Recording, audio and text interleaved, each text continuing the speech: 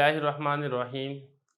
मदारस दीनिया का निसाब चूँकि एक मुरवजा एक कदीम निसाब है जो कुरान, हदीस, सुन्नत, फ़िक़्ह, उसूल फ़िक़्ह के ऊपर मुश्तमिल है और ये तमाम कदीमी निसाब तकरीबन 1400 साल से चला आ रहा है। तो इसके अंदर एक बात ये है कि सारी की सारी अरबी ये कदीम अरबी है। वो अरबी जो 1400 साल पहले आप सल्लल्लाहु अलैहि वसल्लम के ऊपर नाज़िल हुई, जो उस ज़माने और उस हालात के मुताबिक थी। तो उसी के अंदर हमारा जो अक्सर निसाब है मदारिस दीनिया में पढ़ाई जाने वाला, वो उसी अरबी के ऊपर मुश्तमिल है। तो एक चीज़ की जो कमी महसूस होती थी मदारिस दीनिया में, वो ये थी कि जदीद अरबी जो लोगों के साथ बातचीत करने में जो रोज़मर्रा के अल्फाज इस्तेमाल होते हैं, इस चीज़ के अंदर थोड़ी कमी महसूस होती थी। मदारिस दीनिया के तलबा को ये अरबी बोलने में, ये इसी तरीके से उर्दू को अरबी में तर्जुमा करने में या अरबी को उर्दू में तर्जुमा करने में मुश्किल पेश आती थी। तो इस मुश्किल का हल निकालते हुए हज़रत मौलाना डॉक्टर अब्दुल रज़्ज़ाक़ सिकंदर साहब ने ये वाली किताब मुरत्तब की जिसका नाम है अत-तरीक़तुल असरिया। अत-तरीक़ा ये तरीक़ा तो आप सब जानते ही हैं। असरिया ये असर से है, असर कहते हैं ज़माना। मतलब ये कि मौजूदा ज़माने के एतबार से जो अरबी बोली जाती है, जो अरबी समझी जाती है, जो अरबी बातचीत के अंदर इस्तेमाल होती है, उसके मुतल्लिक़ ये चंद असबाक हैं जो हज़रत ने तैयार किए हैं। ये मदरसे के निसाब के अंदर दाखिल है। इस किताब के 2 हिस्से हैं। पहला है अल-जुज़ुल अव्वल और दूसरा है अल-जुज़ुल सानी। पहले हम अल-जुज़ुल अव्वल को शुरू करेंगे, जो पहले जुज़ के अंदर जो असबाक हैं, उस तमाम को हम इस किताब के अंदर कवर करेंगे, मसलों को समझेंगे और फिर इसके अंदर जो मशक़ें हैं, तमरीनें हैं, वो हम इंशाअल्लाह एक-एक करके हल करेंगे। तो आज हम उसका आगाज़ करते हैं पहले सबक के साथ। अल-जुज़ुल अव्वल ये पहला जुज़ है इस किताब का, अद-दर्स अव्वल। ये पहला इसका सबक है जिसके अंदर हमने पढ़ना है हाज़ा इस्म इशारा। इस सबक के अंदर कुछ चीज़ें समझने वाली हैं। सबसे पहले नंबर पर आता है मीम अलिफ मा। ये मीम अलिफ मा अरबी का ये हरफ है। इसका मतलब होता है क्या। जब भी आपने अरबी में किसी से कोई सवाल पूछना है और सवाल के लिए आपको पता है कि हम उर्दू के अंदर कहते हैं क्या, तो अरबी के अंदर आपने क्या नहीं बोलना बल्कि आपने बोलना है मा। एक बात तो ये होगी। दूसरे नंबर पर यह है कि हाज़ा किसको कहते हैं। देखिए हाज़ा ये एक इसमें इशारा है। असल में ये 2 हरफ हैं, एक है हा अलिफ हा और दूसरा है ज़ाल अलिफ ज़ा। हा इसका कोई मतलब नहीं होता बल्कि जो मुखातब है उसको मुतवज्जे करने के लिए, उसको तवज्जो दिलाने के लिए कि भाई बात सुनो, मेरी बात की तरफ तवज्जो करो। ये हा अलिफ हा जो है ये ज़ाल अलिफ ज़ा के शुरू के अंदर लगाते हैं और फिर इन दोनों को मिला के हम पढ़ते हैं हाज़ा। अब ये हाज़ा का मतलब क्या है। हाज़ा ये इशारे के लिए इस्तेमाल होता है वाहिद मुज़क्कर के लिए। जब आपने इशारा करना है ऐसी चीज़ की तरफ जो वाहिद है और मुज़क्कर है, तो फिर आप उसके लिए हादा का लफ़्ज़ इस्तेमाल करते हैं। और ये मैं आपको बता चुका हूँ कि हादा के अंदर हा जो है इसका अपना कोई माना नहीं होता। ये असल में ज़ाल अलिफ ज़ा है जो कि इसमें इशारा है। 2 चीज़ें हमने पढ़ ली, एक हमने पढ़ लिया मीम अलिफ मा और दूसरा हमने पढ़ लिया हादा। तीसरे नंबर पर है यहाँ पर मन। मन और मा में फ़र्क। देखिए जिस तरीके से सवाल करने के लिए मीम अलिफ मा इस्तेमाल होता है, इसी तरीके से सवाल करने के लिए मीम नून ज़बर मन भी इस्तेमाल होता है। फ़र्क इन दोनों के अंदर ये है कि जब आप सवाल कर रहे हैं ऐसी चीज़ के मुतल्लिक या आप इशारा कर रहे हैं ऐसी चीज़ के मुतल्लिक जो ज़विल उक़ूल नहीं है, जो ज़विल उक़ूल नहीं है। ज़विल उक़ूल किसको कहते हैं? ज़ू का मतलब होता है वाला, उक़ूल ये अक़ल की जमा है, अक़ल वाला। मतलब जो बेजान अशिया हैं, ये जिनके अंदर अक़ल और शऊर नहीं है, उसके मुतालिक जब इशारा करेंगे या सवाल करेंगे तो फिर मीम अलिफ मा का लफ़्ज़ इस्तेमाल किया जाएगा। लेकिन अगर आप सवाल करते हैं किसी ज़विल उक़ूल के मुतालिक, मिसाल के तौर पे किसी इंसान के मुतालिक अगर आप सवाल करते हैं, तो फिर आपने मीम अलिफ मा का लफ़्ज़ इस्तेमाल नहीं करना बल्कि आपने मीम नून ज़बर मन का लफ़्ज़ आपने इस्तेमाल करना है। तो ये 2 चीज़ें हैं जिसका फ़र्क है। बाकी जो हादा है, हादा मीम अलिफ मा के साथ भी लगता है और हादा मीम नून ज़बर मन के साथ भी लगता है। इसके बाद किताब के अंदर कुछ मिसालें हैं जो कि हम एक-एक करके यहाँ पे देखते हैं। फिर आखिर में इस सबक की तमरीन होगी जिसको हम इंशाअल्लाह इस सबक के बाद हल करेंगे। तो सबसे पहले यहाँ पे कुछ अल्फाज हैं किताब। अब कोई मिसाल के तौर पे कोई बंदा आपसे सवाल करता है मा हादा, साथ साथ उसने इशारा करना है किताब की तरफ, तो आपने कहना है हादा किताब, ये किताब है। अब यहाँ पर देखें उसने जब सवाल करना है ना, उसने फिर सवाल इस तरीके से करना है मा हादा। यहाँ पे मन नहीं लगाएगा क्योंकि जो किताब है, किताब वो अक़ल वाली नहीं है, शऊर वाली नहीं है, एक बेजान चीज़ है। लिहाजा जब बेजान चीज़ के मुतालिक सवाल किया जाता है तो फिर मीम अलिफ मा इस्तेमाल किया जाता है, ना कि मीम नून ज़बर मन इस्तेमाल किया जाता है। یہ اسی طریقے سے اس نے قلم کے متعلق سوال کیا، ما ہادا، تو آپ نے کہنا ہادا قلم، یہ قلم ہے، پینسل ہے۔ اس نے سوال کیا کرسی کے متعلق، ما ہادا، ساروں کے شروع میں آپ نے ما ہادا لگانا ہے، یہ کیا ہے؟ تو آپ نے کہنا ہادا کرسی، یہ کرسی ہے۔ یا اس نے سوال کیا ما ہادا، آپ نے کہا ہادا مکتب، یہ مکتب ہے یعنی تپائی ہے۔ یہ اسی طریقے سے اس نے دروازے کے متعلق پوچھا ما ہادا، یہ کیا ہے؟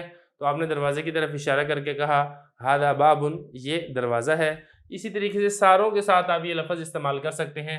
وہ کھڑکی کے متعلق پوچھتا ہے ما ہادا، آپ نے کہنا ہے ہادا شباکن، یہ کھڑکی ہے۔ اس نے دیوار کے متعلق پوچھا ما ہادا، آپ نے کہہ دیا ہادا جدارن، یہ دیوار ہے۔ یہ سارے کے سارے الفاظ ہیں جو آپ نے ہادا کے ساتھ استعمال کرنے ہیں۔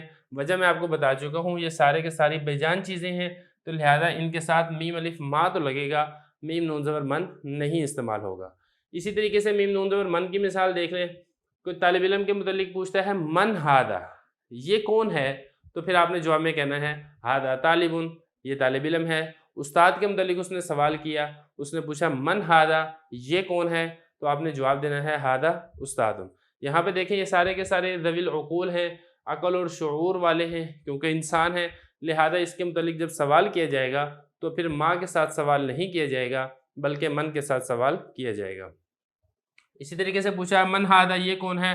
آپ نے کہا ہادا خادم، ہادا رجل، یہ آدمی ہے، ہادا ولدن، یہ لڑکا ہے، ہادا سعیدن، یہ سعید ہے، ہادا حامدن، یہ حامد ہے، وغیرہ ذالک، جتنی مثالیں آپ چاہیں وہ آپ بنا سکتے ہیں۔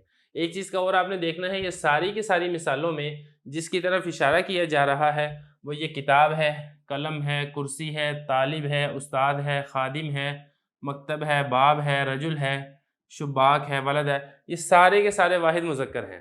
اور واحد مذکر کی طرف جب اشارہ کیا جاتا ہے تو پھر ہادا کے ذریعے سے اشارہ کیا جاتا ہے، لہذا یہاں پر چونکہ واحد مذکر ہیں اس لیے ہم نے ہادا کے ذریعے سے اشارہ کیا ہے۔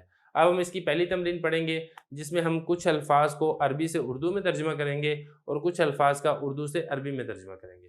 یہ جو پہلا سبق ہم نے پڑھ لیا تھا ہادا اس میں اشارہ، جو کہ میں نے آپ کو بتا دیا تھا، ہا تنبیہ کے لیے آتا ہے اور زا اس میں اشارہ ہے جو واحد مذکر قریب کے لیے استعمال ہوتا ہے۔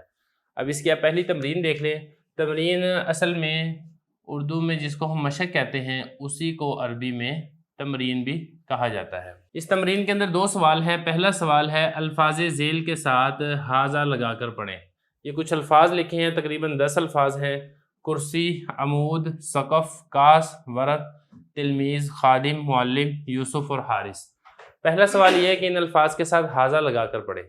تو سب سے پہلے آپ ان الفاظ کا ترجمہ دیکھ لیں، پھر آپ ہاذا لگائیں گے تو آپ کو سارا ترجمہ آسانی سے واضح ہو جائے گا۔ پہلا ہے کرسی۔ کرسی آپ کو پتہ ہے اردو میں بھی کرسی استعمال ہوتا ہے، اس کے ساتھ ہم لگا دیں گے ہاذا کرسی، یہ کرسی ہے۔ دوسرے نمبر پر ہے عمود۔ عمود کہتے ہیں ستون کو، تو ستون کے شروع میں آپ ہاذا لگا دیں، ہاذا عمود، یہ ستون ہے۔ تیسرے نمبر پر ہے سقف۔ سقف کہتے ہیں چھت کو، تو اس کے شروع میں ہاذا لگا دیں، ہاذا سقف، یہ چھت ہے۔ چوتھے نمبر پر ہے کاس۔ کاس کہتے ہیں پیالے کو، کاس کہتے ہیں گلاس کو، ہاذا کاسن، یہ پیالہ ہے یا پھر ہم کہیں کہ یہ گلاس ہے۔ پانچویں نمبر پر ہے ورق۔ ورق پتے کو بھی کہتے ہیں اور کتاب کے ورقے کو بھی ورق کہتے ہیں، ہاذا ورقن، یہ پتہ ہے یا پھر یہ ورق ہے۔ چھٹے نمبر پر ہے تلمیذ۔ تلمیذ کہتے ہیں شاگرد کو، اس کے شروع میں ہاذا لگائیں، ہاذا تلمیذ، یہ شاگرد ہے۔ ساتویں نمبر پر ہے خادم۔ خادم اردو میں بھی خادم کے طور پر استعمال ہوتا ہے، شروع میں ہاذا لگائیں، ہاذا خادم، یہ خادم ہے یا پھر ہم کہیں یہ ملازم ہے۔ آٹھویں نمبر پر ہے معلم۔ معلم کہتے ہیں استاد کو، یہ تعلیم دینے والا ہے یا پھر ہم کہیں کہ یہ استاد ہے، شروع میں ہاذا لگا دیں، ہاذا معلم۔ نویں نمبر پر ہے یوسف۔ اس کے شروع میں ہاذا لگا دیں، ہاذا یوسف، یہ یوسف ہے۔ حارث کہتے ہیں چوکیدار کو، اس کے شروع میں ہاذا لگا دیں، ہاذا حارث، یہ چوکیدار ہے۔ تو یہ پہلا سوال تھا، الفاظ ذیل کے ساتھ ہاذا لگا کر پڑھیں، اور یہ پہلا سوال ہمارا مکمل ہو گیا ہے۔ اب اس کا دوسرا سوال ہے عربی میں ترجمہ کریں۔ یہ کچھ 9-10 الفاظ ہیں جن کا ہم نے عربی کے اندر ترجمہ کرنا ہے۔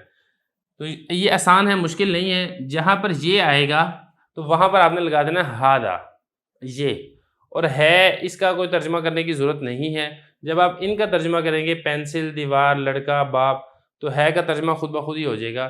ہے کے لیے الگ سے آپ کو عربی میں کوئی لفظ لانے کی ضرورت نہیں ہے۔ اب میں ترجمہ کرتا ہوں. پینسل کو اصل میں عربی میں کہتے ہیں قلم الرصاص. بس اس کا صرف الفاظوں کا ترجمہ دیکھنا ہے، یاد کرنا ہے، باقی اس کو ترجمہ کرنا یہ کوئی مشکل نہیں ہے. یہ پینسل ہے، ہادہ قلم الرصاص. دوسرے نمبر پہ دیوار. دیوار یہ پہلے آ چکا ہے، جدار کہتے ہیں دیوار کو، تو شروع میں ہادہ لگا دیں، ہادہ جدارن، یہ دیوار ہے. اب یہ دیکھیں جو ہے نا، ہے کے لیے الگ سے عربی کے اندر کوئی لفظ لانے کی ضرورت نہیں ہے. جب آپ نے دیوار کا ترجمہ کیا، شروع میں یہ کا ترجمہ ہادہ کیا، تو پھر یہ پورے کا پورا ترجمہ ہو چکا ہے. یہ لڑکا ہے، لڑکے کو عربی میں کہتے ہیں ولد، ہادہ ولدن. باپ ہے، باپ کو کہتے ہیں اب، ہادہ ابن. مدرس ہے، مدرس کو، مدرس یہ بھی عربی کا ہی لفظ ہے، آپ اس کو ایسے بھی پڑھ سکتے ہیں ہادہ مدرسن، یا پھر آپ اس کو معلم بھی پڑھ سکتے ہیں، جیسا کہ یہاں پر میں نے بتایا تھا معلم استاد کو کہتے ہیں. یہ مدرس ہے، ہادہ مدرسن یا پھر ہادہ معلمن. کھڑکی ہے، کھڑکی کو کہتے ہیں شباک، تو ہم اس کا ترجمہ کریں گے ہادہ شباکن. آگے ہے ستون. ستون کے متعلق یہاں پہ پیچھے گزر چکا ہے. عمود کہتے ہیں ستون کو، تو شروع میں ہادہ لگا دیں، ہادہ عمودن. مرد، اس کو عربی میں کہتے ہیں رجل، شروع میں ہادہ لگا دیں، ہادہ رجلن. سعید یہ نام ہے، نام کا ترجمہ ظاہر سی بات نہیں ہوتا، تو آپ نے یہاں پر صرف ایسے ہی لکھنا ہے ہادہ سعیدن. عالم ہے، یہاں پہ شروع میں لکھ دیں ہادہ عالمن. تو اس طریقے سے ہماری جو پہلی تمرین ہے اور پہلا سبق ہے یہ مکمل ہو گیا ہے. اب اس کے بعد انشاءاللہ ہم اگلا سبق شروع کریں گے، جس میں ہم ہادی ہی پڑھیں گے.